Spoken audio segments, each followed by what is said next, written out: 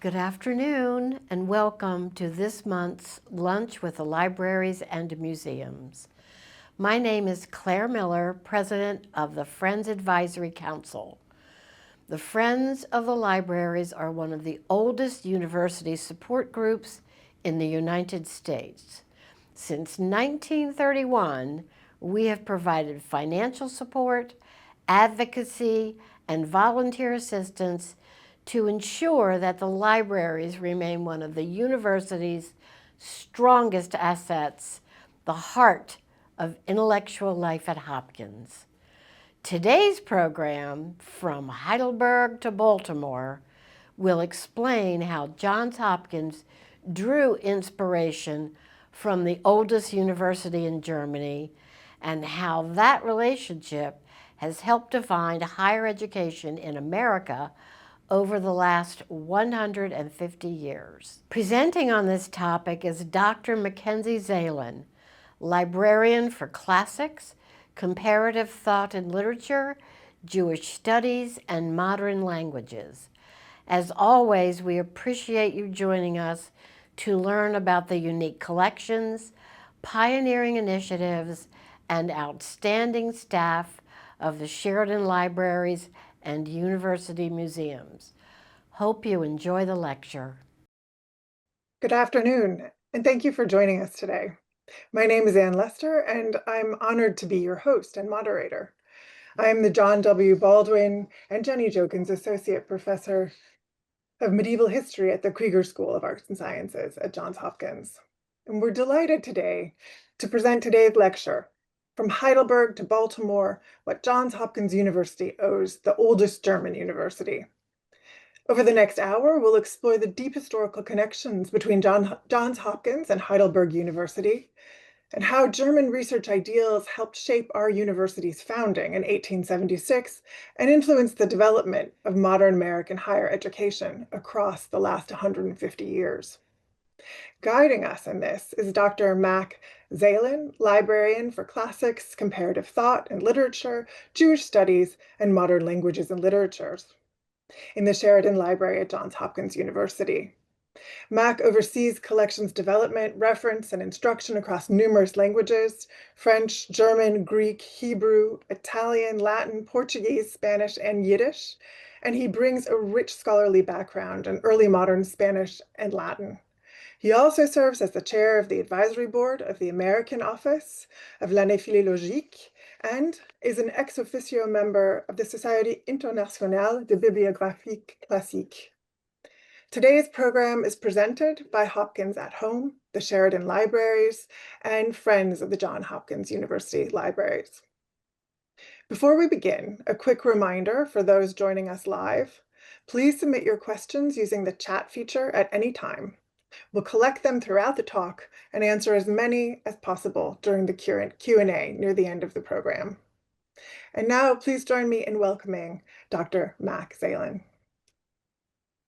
Thank you so much, Professor Lester, for that very kind introduction, and thank you all for being here today. It's such a pleasure to share my talk with you.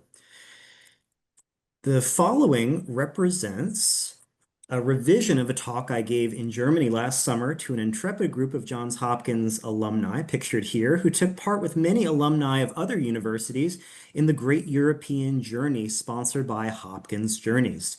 Even though I'm sorry that we too do not have the benefit of touring Heidelberg together as a way of prefacing this talk, I'm glad we can still embark upon a journey to the roots of the history of Johns Hopkins University without having to leave our desks wherever we may be. And today, no less, on a very special day, Germany's national holiday, German Unity Day. Students new to the history of Johns Hopkins University are likely to come across two basic pieces of information early in their research. The first, that Johns Hopkins University is the oldest research university in the United States, and the second, that its model was the Ruprecht-Karls-Universität Heidelberg, or less formally, Heidelberg University, or simply Heidelberg, the oldest university in what is today Germany. While the first point is widely acknowledged by scholars, the second is not, at least not explicitly or directly. Although there can be no denying that German research universities collectively and indelibly shaped Johns Hopkins before it was officially founded in Baltimore, Maryland on February 22nd, 1876, the specific role of Heidelberg University tends either to be taken for granted or to receive short shrift compared to other German universities such as Berlin or Göttingen. In this presentation, we will examine how a 19th century startup in Charm City, USA took inspiration from the oldest surviving German university, half a world away, to irrevocably influence American higher education and its own offshoots in turn. We will thereby come to see how Johns Hopkins can be reasonably called not just Göttingen at Baltimore, as it sometimes has been, but also Heidelberg at Baltimore. To be sure, the origins of Heidelberg University in the Middle Ages make it an unlikely model for Johns Hopkins University. Founded on what was then a relatively small town on the Neckar River, a tributary of the Rhine, highlighted very roughly in blue here, in 1386 by Elector Ruprecht I, after receiving a charter from Pope Urban VI in 1385, facsimile of which is depicted here, Heidelberg University took advantage of the Great Schism of 1378 within the Western Catholic Church to draw scholars away from the Sorbonne in Paris, the medieval continental university par excellence. Following a period of considerable prosperity and peace, defined by the work of notable humanist scholars as Rodolphus Agricola and Johann Reuchlin, religious strife would go on to mark some of the most important events of Heidelberg University in the Reformation and the Counter-Reformation. Having become a hotbed for Calvinism after the university's alignment with Protestantism in 1556, the university's original library, the famed Bibliotheca Palatina, housed within the upper gallery of the Church of the Holy Spirit, or Heilige Geistkirche, pictured here, was plundered during the 30 Years' War in 1622 by the Catholic Prince Maximilian I of Bavaria, who moved it to the Vatican. Many of its priceless treasures still reside in the Vatican today. As a result of continued upheaval culminating in the Napoleonic Wars, which saw the university reconstituted in 1803 under Margraf Karl Friedrich, the source for half of the official name of the university today, the decline of Heidelberg seemed all but inexorable. And here we have a fun piece of anti-Napoleonic imagery from the Heidelberg University Library. It says in German roughly how Napoleon imagined his triumphal procession over the Rhine and how it's actually turning out. Now, despite or perhaps because of the structural problems that universities like Heidelberg were facing across Europe under French hegemony by the beginning of the 19th century, the spirit of the Enlightenment was starting to spur revolutions within the nascent German state. Whereas the primary function of the university the world over had been to impart immutable knowledge mostly to members of various religious orders, reformers imbued with Enlightenment ideals were now beginning to advocate for students and professors alike to take charge of the discovery and dissemination of a kind of knowledge that was by no means set in stone or beholden to sectarianism. Most influential among them was arguably Wilhelm von Humboldt, a Prussian statesman, linguist, and philosopher of education, among other distinctions, who founded Friedrich Wilhelm University while serving briefly as director for education in the Interior Ministry of Prussia. Humboldt's professional interest in the concept of Bildung, literally education, but more specifically in this context, the cultivation and integration of the whole self, would become central to the institution now known as Humboldt University, or less formally the University Berlin, as the historian Gerald Eisenberg deftly describes.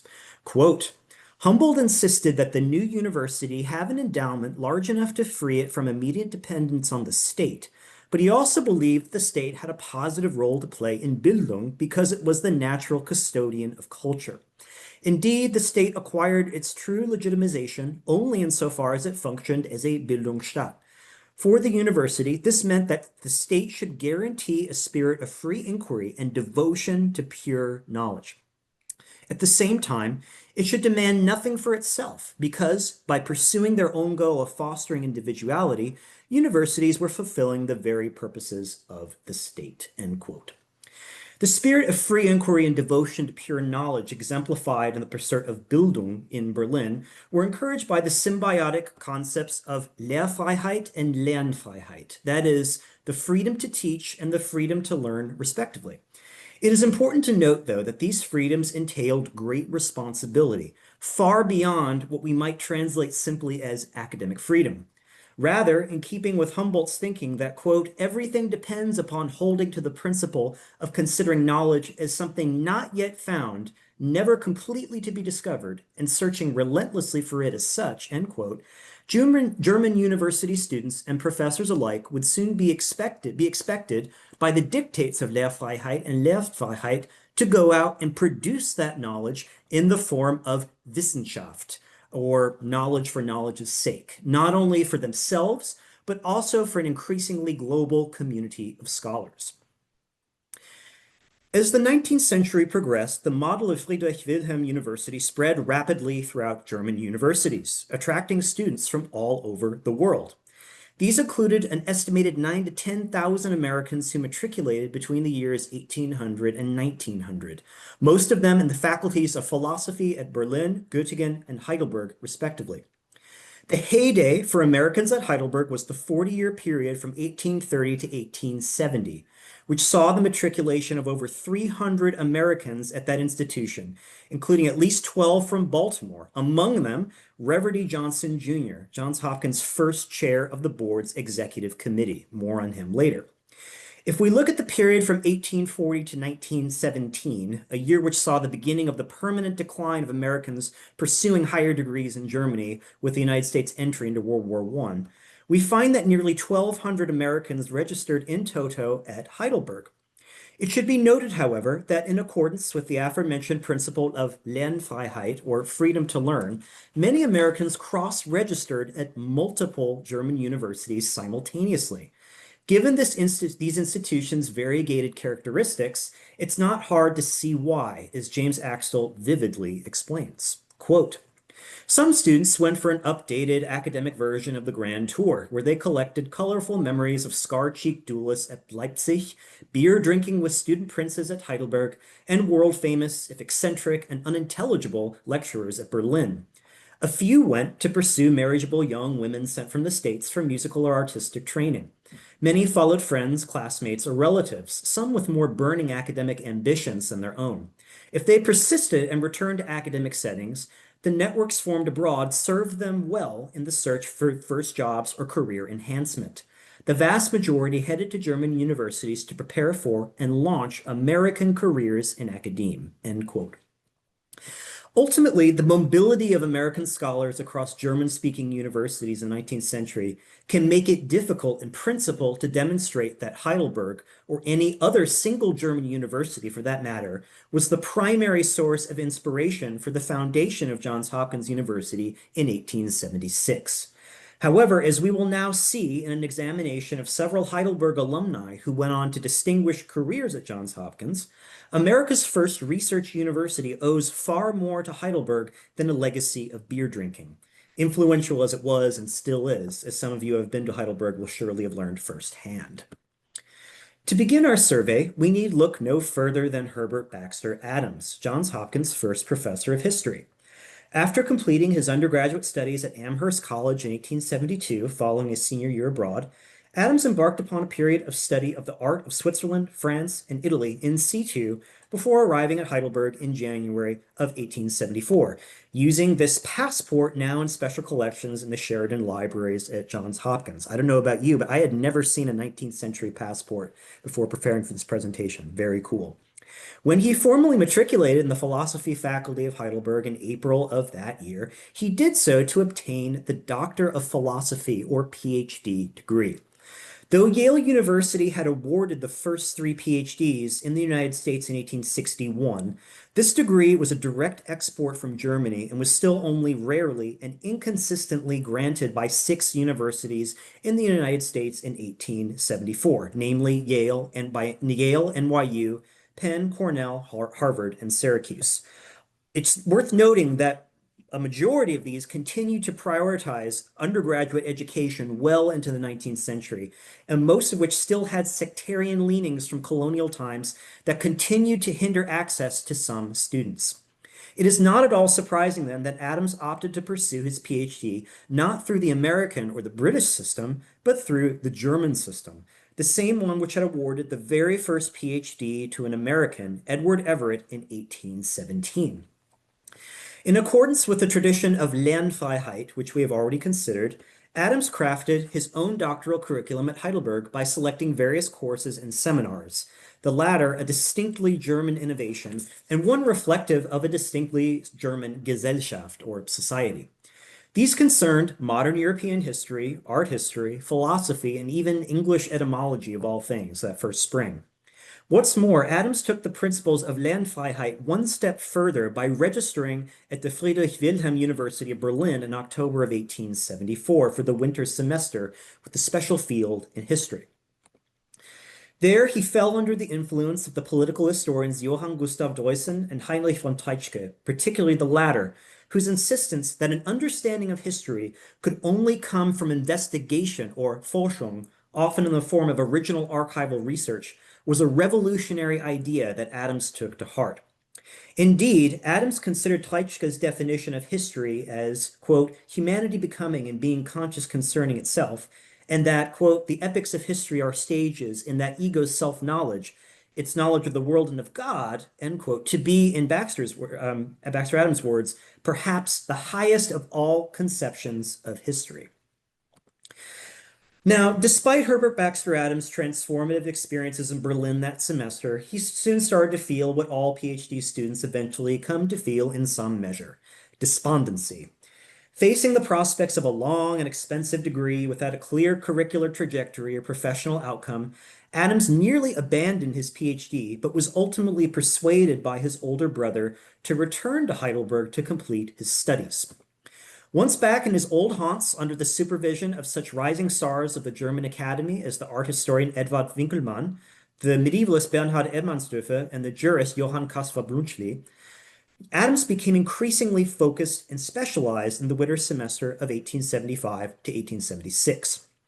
After taking an advanced seminar on the Holy Roman Empire in the 12th century under Edmannsdörfer and another on the comparative constitutional history of modern European states, with special reference to the rise of Prussia and of the newly founded German Empire under Brunschli, Adams made a fortuitous discovery.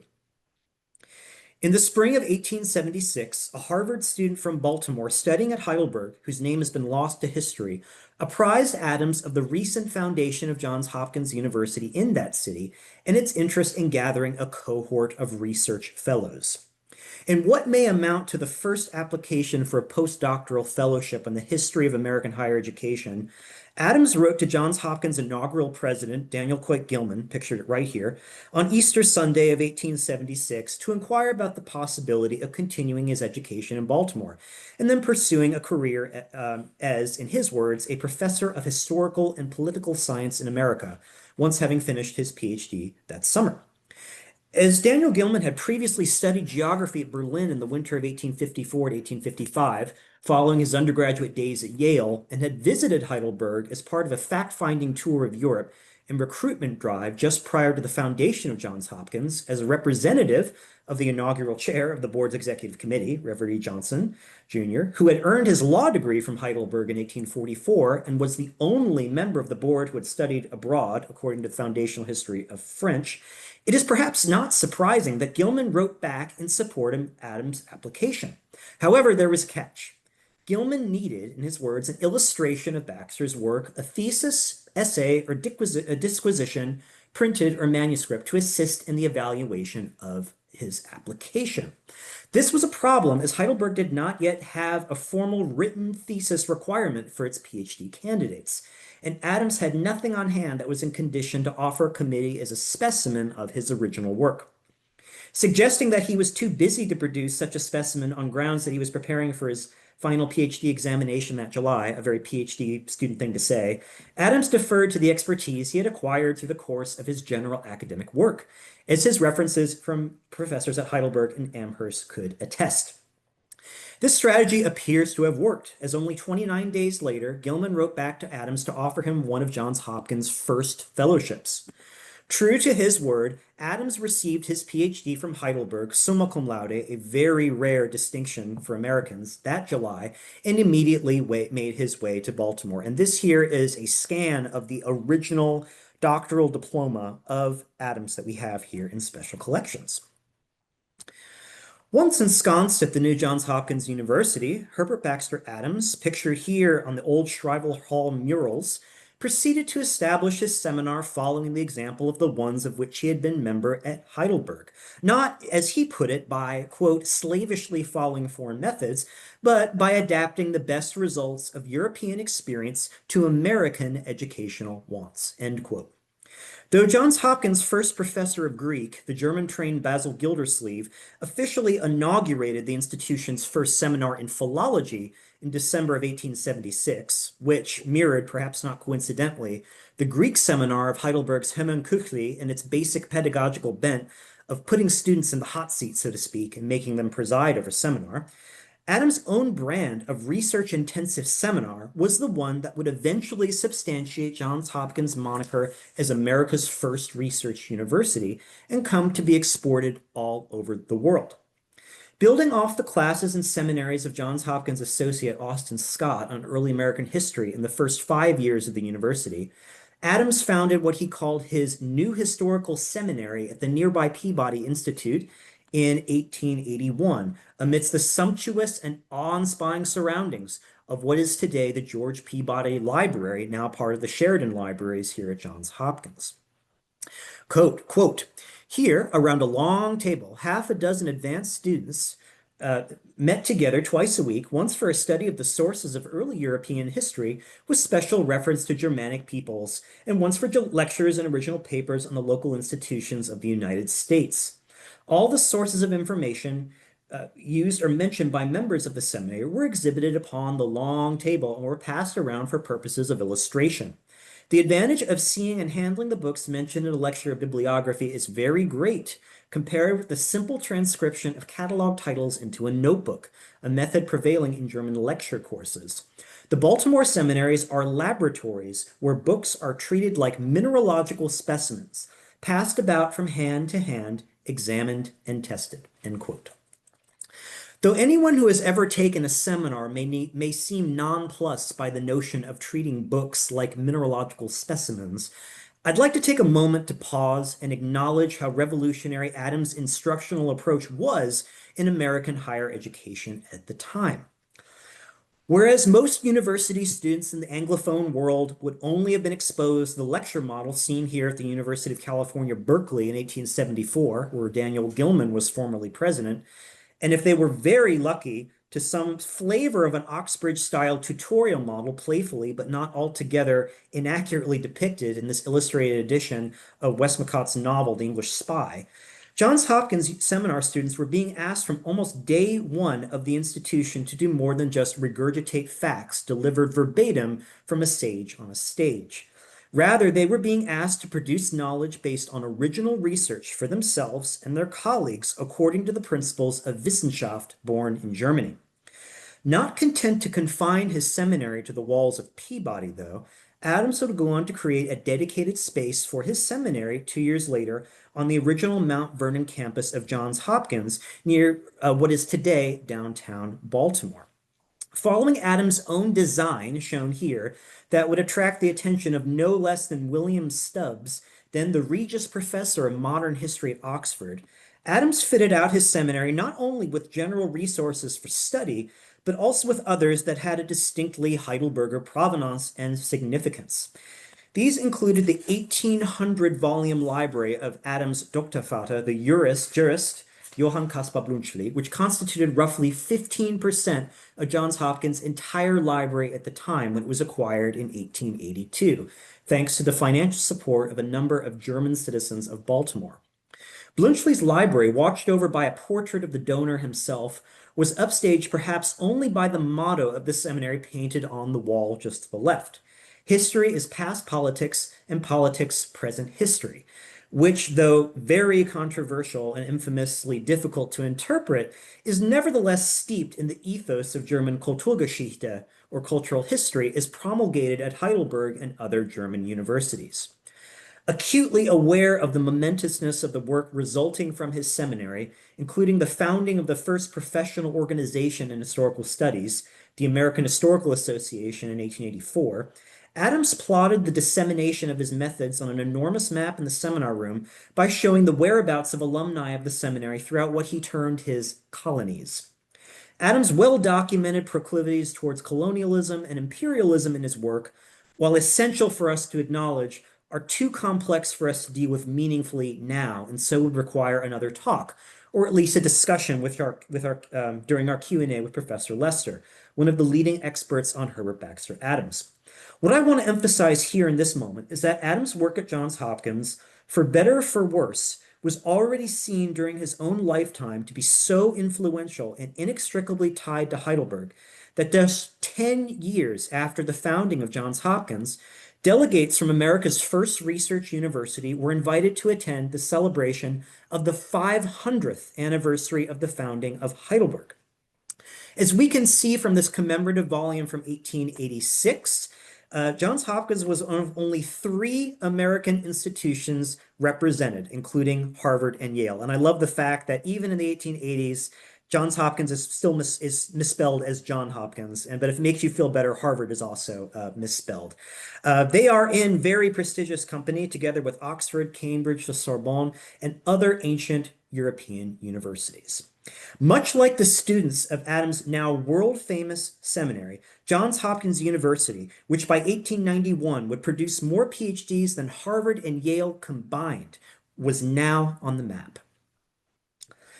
By the time Herbert Baxter Adams died in 1901, after a distinguished 25 career at Johns Hopkins, he left behind a profession to his students and colleagues alike that he had indelibly shaped in his own way, but one that was firmly rooted in his experiences in Germany. He had thereby fulfilled one of the guiding principles of Johns Hopkins as he saw it, quote, adapting the best results of European experience to American educational wants, end quote. Fellow Heidelberg PhD and one-time Hopkins economist Richard T. Ely noted in a posthumous volume of tributes for Adams that his former colleague, quote, was never so happy as when he was taking the initiative, either alone or associated with others in the development of some new enterprise or the foundation of some new institution, end quote. Adams' more than 100 students held him in much the same light, including Frederick J. Turner, the namesake of Turner's thesis on American frontierism and manifest destiny, hugely influential, and future President of the United States and the only one to have received a PhD to date, Woodrow Wilson, who opined that Adams was a, quote, captain of industry, captain in the field of systematic and organized scholarship, whose direction of student theses was ultimately responsible for no less than setting the pace for university work in history throughout the United States, end quote. Though it is hard to overstate the role of German universities and Heidelberg in particular in enabling Herbert Baxter Adams' contributions to professional humanistic discourse to grow Johns Hopkins' status and prestige the world over, we would be remiss if we did not also consider Heidelberg's bearing on what we would now term science, technology, engineering, and mathematics at Johns Hopkins. Seeing that the reason many Americans attended German universities was to do laboratory work, according to Louis Menand in his Pulitzer Prize-winning book, The Metaphysical Club, it is not surprising that even despite Daniel Gilman's oft-repeated commitment to, quote, build men, not buildings, as Johns Hopkins' first president, the earliest chemistry laboratory at Hopkins on the Mount Vernon campus was, according to Heidelberg PhD and Hopkins fellow in chemistry William Burris, quote, more like a miniature German laboratory than anything he had seen in America, end quote. It is probably not a coincidence, then, that other Heidelberg alumni, like George Huntington Williams, PhD 1882, who, it should be noted, later trained Florence Bascom, the center, JHU's first female recipient of the PhD and hugely influential geologist in her own right, and Charles Sheldon Hastings rose to become professors of geology and physics, respectively, thanks in no small measure to their pioneering use of these German-style facilities at Hopkins. Williams with the microscope and Hastings with the telescope, among other implements. Ultimately, though, despite the influence of Heidelberg on innovations in the sciences at Johns Hopkins, they would come to be overshadowed somewhat by those innovations in what we would now term the Johns Hopkins medical institutions. Nearly 6 years before the Johns Hopkins Hospital would receive patients in 1889, and a full decade before the closely related Johns Hopkins School of Medicine would even open its doors to students in the fall of 1893, Daniel Gilman was in Heidelberg, per the Baltimore Sun, quote, seeking information for the new medical school which was to be established at the Johns Hopkins University, end quote. This should hardly come as a surprise by now, not only because of Gilman's own German training, and indeed that of nearly all the faculty of Johns Hopkins at the time, but also because Heidelberg had a reputation for playing host to one of the finest medical faculties in Germany, with cutting-edge facilities, innovative instruction, idyllic surroundings, and cordial working relationships between professors and students, many of whom were American. And you can see this is from the same celebratory volume I cited earlier with Baxter Adams from 1886. You can see the dispersion already of the medical institutions, or rather the academic hospital, across the city. So, thus, as Gilman goes on to suggest in the same article in The Sun, the idea that Heidelberg's physical structure and pedagogical stance would come to serve as models for the Johns Hopkins School of Medicine already seemed like a foregone conclusion in 1883. Quote, the University of Heidelberg, like many in Germany, is not contained in any one building, but is scattered over the town. The chemical, physical, and biological laboratories, library, museums, etc., are in different parts of the city, often widely separated. There are also hospitals and botanical gardens belonging to it in the lower part, beyond the city limits. The system of instruction is quite similar to that at the Johns Hopkins, and therefore was perfectly familiar to me. End quote. Though anyone who has spent time in Baltimore will have observed a similar amount of decentralization of the various divisions of Johns Hopkins and its myriad centers across the city and even the greater Washington region, Gilman is right to note that Heidelberg was not alone among German universities in evincing this model.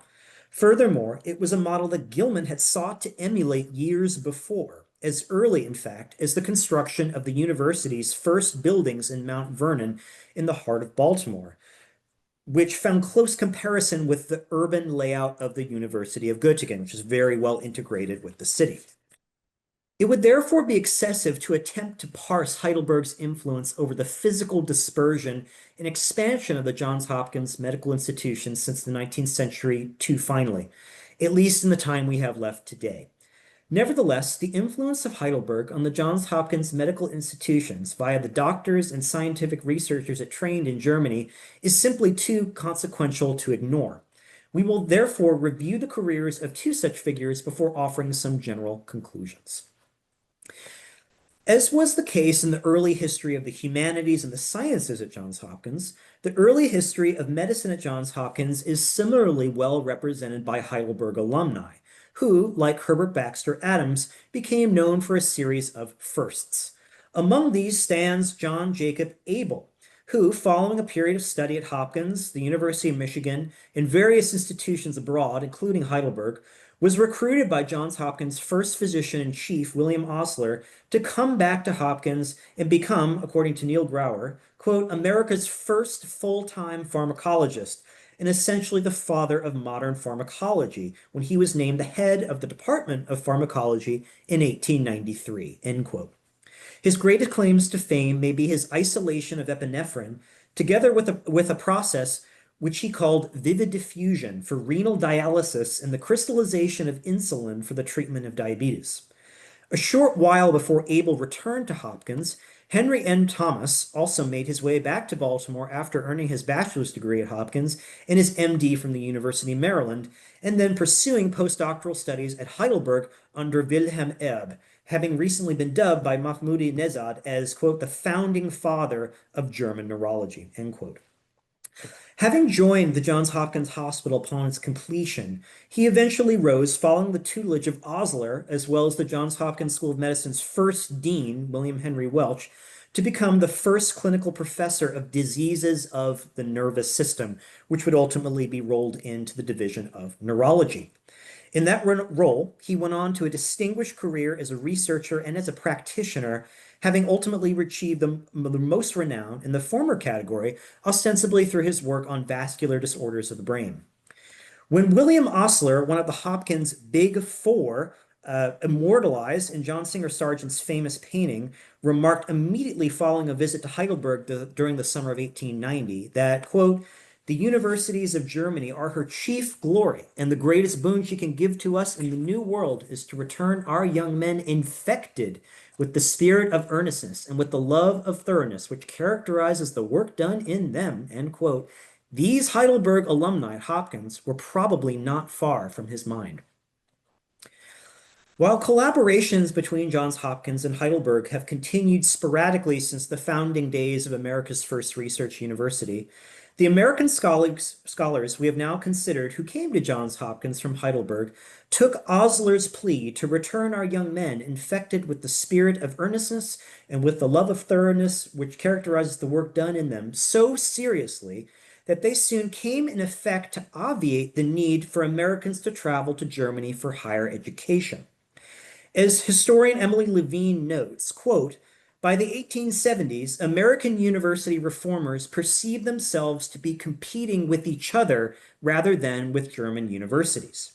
If Germany was a symbol of excellence, then the knowledge race among domestic institutions amounted to creating the best version of the German university in America, end quote. The entrepreneurial bent of Johns Hopkins in synthesizing Heidelberg's particular strengths for an American scholarly community gains even more importance when we consider the remarks of Charles W. Eliot, president of Harvard University, at the 25th anniversary of the founding of Johns Hopkins University in 1902. Quote, I want to testify that the graduate school of Harvard University, started feebly in 1870 and 1871, did not thrive until the example of Johns Hopkins forced our faculty to put their strength into the development of our instruction for graduates. And what was true of Harvard was true of every other university in the land which aspired to create an advanced school of arts and sciences, end quote.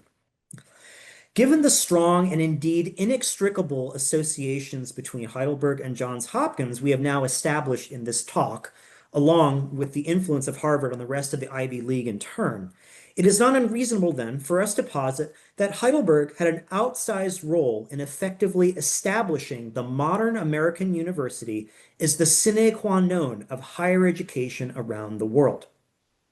Though the various traumas suffered by Heidelberg and its peer universities in Germany throughout the 20th century due to the turmoil of World War I, the Nazi regime, World War II, and the Cold War have masked the influence of German higher education on Johns Hopkins and in turn on every other major research university, owing in part, I would argue, to anti-German sentiment which increased with the ascendance of American hegemony in higher education and other domains during the same time, we would do well to pay more attention to the foundations of this tradition, especially as Johns Hopkins approaches its sesquicentennial year, and especially today, October 3rd, the 35th anniversary of German reunification.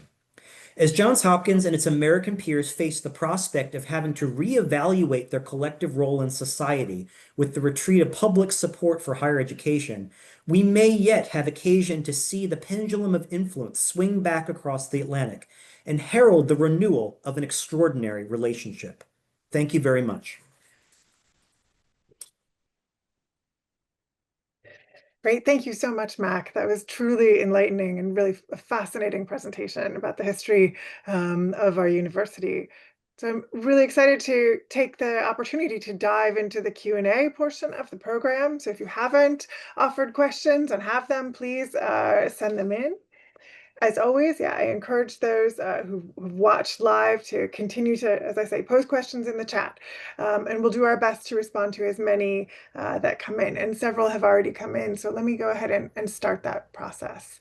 So Jeffrey asks, he had an interesting insight and says that in the Metaphysical Club, which you referenced by Louis Menand, he states that as Menand states that Hopkins was known as the Göttingen of Baltimore rather than the Heidelberg. And he makes no mention of Heidelberg in that chapter, at least his chapter on Hopkins. How did he get that wrong, do you think? How is the story different?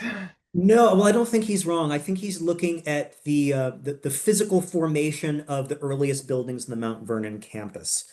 So I have argued here that the intellectual progenitor, more than Göttingen, is Heidelberg on the basis of the seminar model. And indeed, this university has acknowledged that formally in some of its communications in its fact book. As late as 2016, Herbert Baxter Adams is referenced as being sort of the intellectual progenitor, and Heidelberg in particular is singled out. But I think what others have seen in Göttingen is a very strong connection with the physicality of the layout here within the city of Baltimore. This was in stark contrast to a place like, say, the University of Virginia.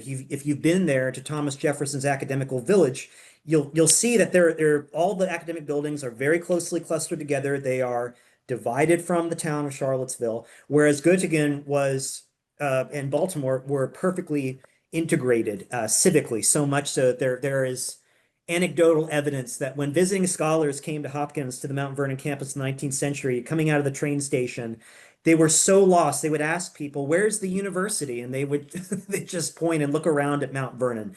So Göttingen exemplified that model, and there were indeed some very influential practitioners from Göttingen, including Basil Gildersleeve, whom I referenced earlier in the talk. But as I've also argued in this talk, the principles of Lernfreiheit and Lehrfreiheit were such that German higher education was so interdisciplinary and so mixed up around the various institutions that if we're being honest with ourselves, we have to acknowledge German universities collectively in the role of shaking Hopkins, even though Göttingen and Heidelberg, together with Berlin, had the greatest influence, I would argue. It's a great question. Yeah, great. Well, somewhat related, at least thinking about the kind of broader impact of German universities, German culture, German population. Cindy asks about Baltimore. Baltimore historically had a sizable German immigrant population. And do you think that that played a role in why there was such an influence of specifically sort of German university or German connections rather than with other universities like Bologna or Oxford or maybe even Paris? Yes, in short, yes. So the example I gave of Blunchley here, whose portrait is above the Blunchley Library in Baxter Adams' old seminar, is a case in point.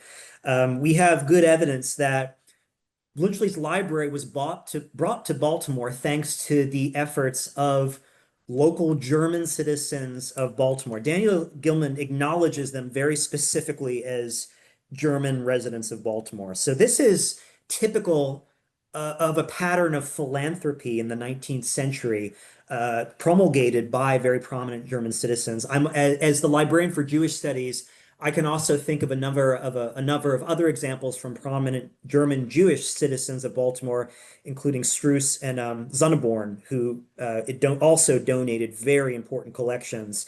And it's important to note here, these collections are central to the model of the seminar here. I mean, you can see, especially here, look at what's spread out all over the table.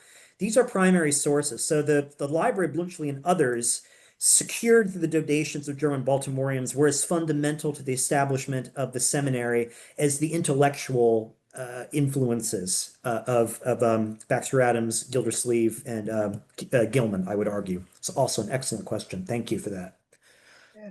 Matt, can I just interject on that topic? A little bit of my own question. I'm just really curious, given that if you can, do you have a sense, and this is a little bit different from the American focus of the talk, but of what motivated people like these German scholars to donate their libraries to the United States? What is the sort of philosophy behind that, this dissemination of German knowledge and Wissenschaft tradition, etc.?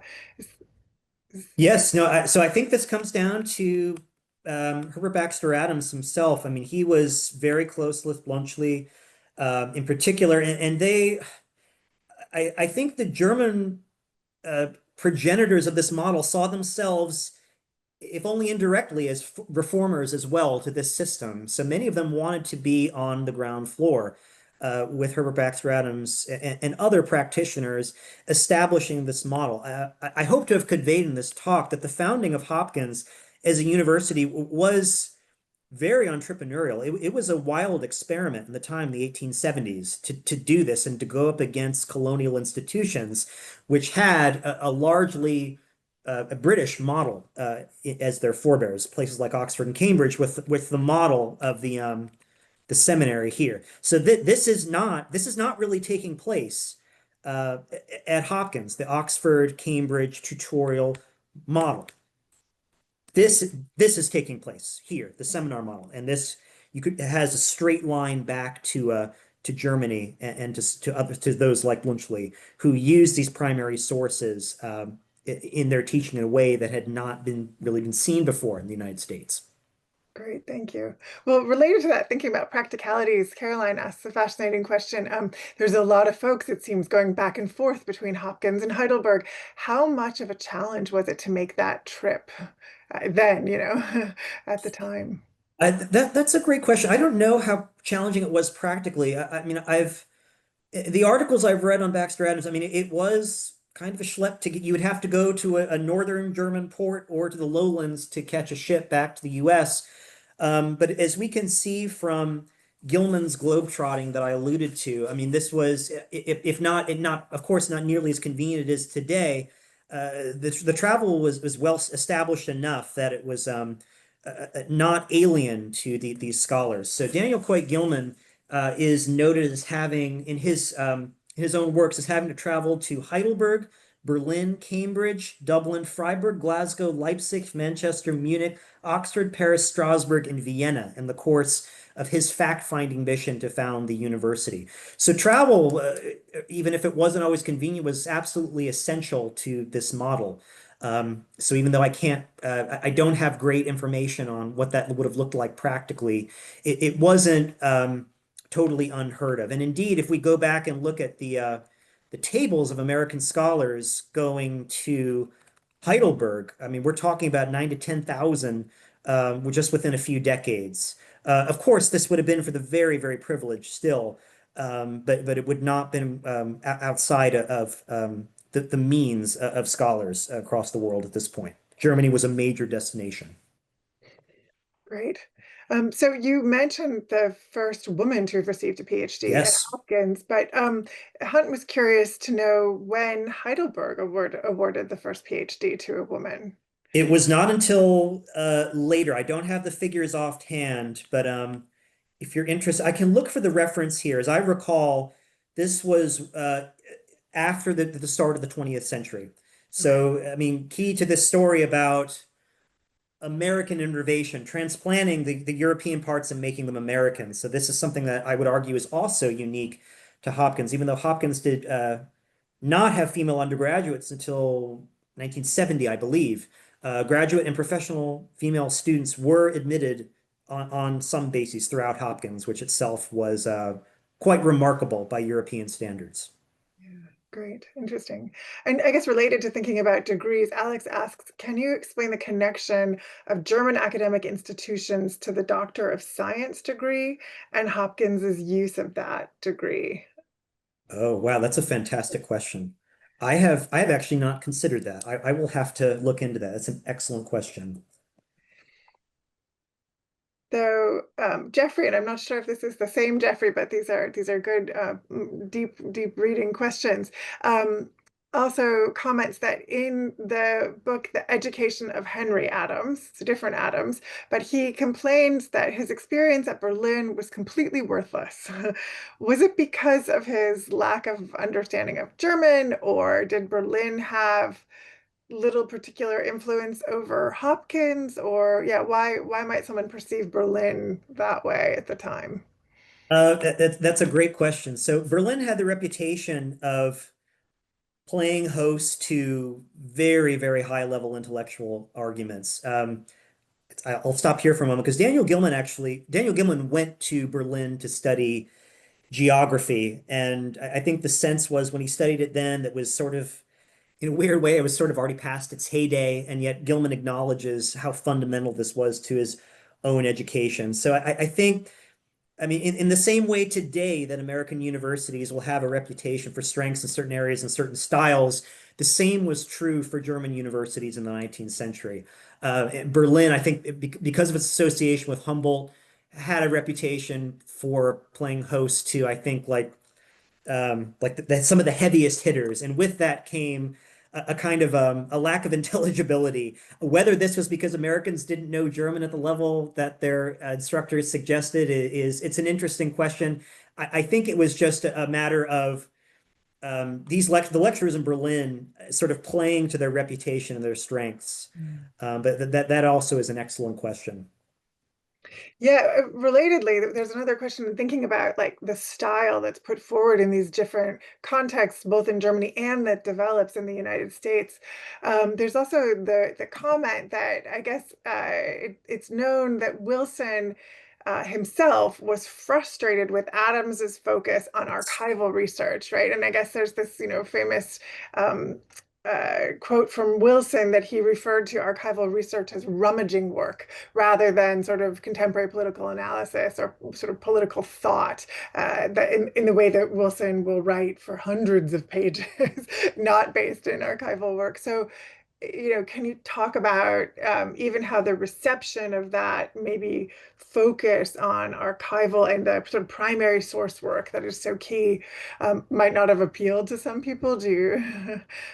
Yes, no, I think this is because of the novelty of the approach at the time, and I think also because Wilson saw this as eschewing sort of the grandiosity of history in some ways, as of rummaging. There are a lot of people who still have the same I think mentality today of archival work. I mean, even if they don't underestimate its importance, they know how trivial and menial it can seem in the moment. And this was absolutely, I think, fundamental to everything that we know about of the seminar. And I think some like Wilson saw that this was privileged excessively compared to other approaches to historiography. Yeah, no, how interesting those differences. So we have, to some extent, sort of aligning with this in terms of thinking about the broader political configuration in which Yes. these universities are coming to the fore. So Victoria asks, kind of going back to this connection with Göttingen, but also maybe politics in Germany more broadly, says, doesn't Gilman himself call Johns Hopkins the Göttingen in Baltimore in his inaugural address? And she's also wondering, um, she had always been under the impression that he makes that reference because Göttingen's role in the 19th century classical liberalism, the Göttingen Seven, I guess, in 1837, in which professors were dismissed for protesting the king's veto of the liberal constitution of the Kingdom of Hanover. So Gilman follows the moniker with a take on the liberality or liberal leanings, I suppose, of Baltimore's elites. Can you speak to that? Yes, no, that's exactly right. And it's interesting to note, I mean, in looking at the historiography of this, if you cull the Baltimore Sun in the Gilman years for all of the references to Heidelberg, you will see that Heidelberg also functions in this place as a place that eschewed sectarianism past a certain point. So, and this is also, I think, important to acknowledge that noting the influence of one of these German institutions is not to the exclusion of the other necessarily. So Gilman will call Heidelberg the Göttingen of Baltimore, and he will refer to Baltimore and Heidelberg in the same breath, along with, in some cases, Oxford and Cambridge. So I think it has to do with the occasion in which the models are marshaled for comparison. But there is a precedent for Gilman noting the leanings against sectarianism that Heidelberg evinced, at least in the 19th century. That's a totally different story in the 20th century, and we can talk more about that if you're interested Mm. with the rise of fascism. Okay, yeah, maybe someone will bring that up. Well, a couple questions with respect to the information you included about the medical school. So Susan asks, weren't Osler and Harvey members of a group called the Horsemen? And there were some others. Do you know? Do you know about this? I have to say, I am not familiar with that. I am not an expert in the history of the medical school and medical center, but that is a great question. I will look into that as well.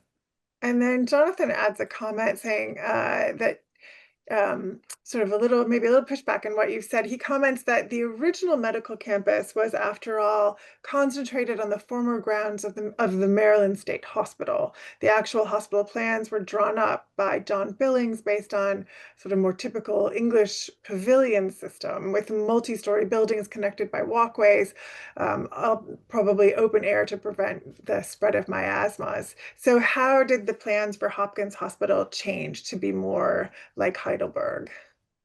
Yes, it is unclear, and I tried to suggest this in my talk. I mean, we have Gilman here speaking very specifically about the model of Heidelberg. It's not clear from internal documentation to me the extent to which this model was adhered to, and I wanted to be careful to note in my talk, and maybe I wasn't specific enough. And we cannot parse that too finely.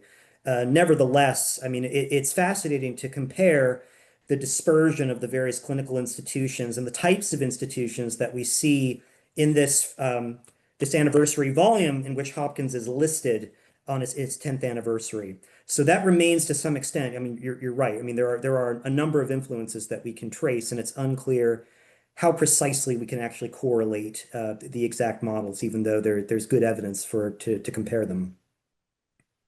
Great.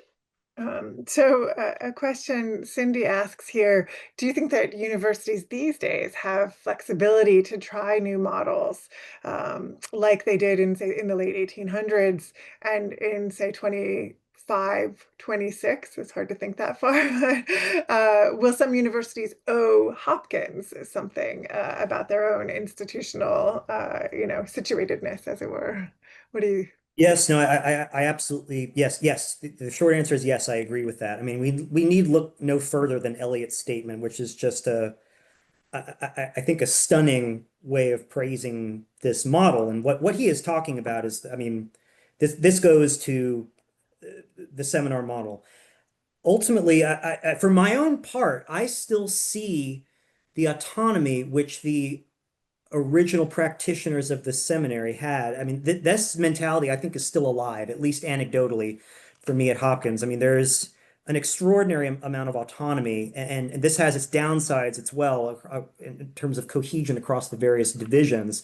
But I think that we can draw a straight line back to some of the earliest professors at Hopkins and the freedom they were given to develop what was in effect an experimental model in the United States. There was no guarantee that this was going to work. But it clearly there's good evidence that it is latched on throughout the United States and indeed the world. So I think that the spirit of autonomy and the Lehrenschaft and the freedom to learn and the freedom to study elsewhere can be seen in the earliest parts of its model, and it's through its dissemination.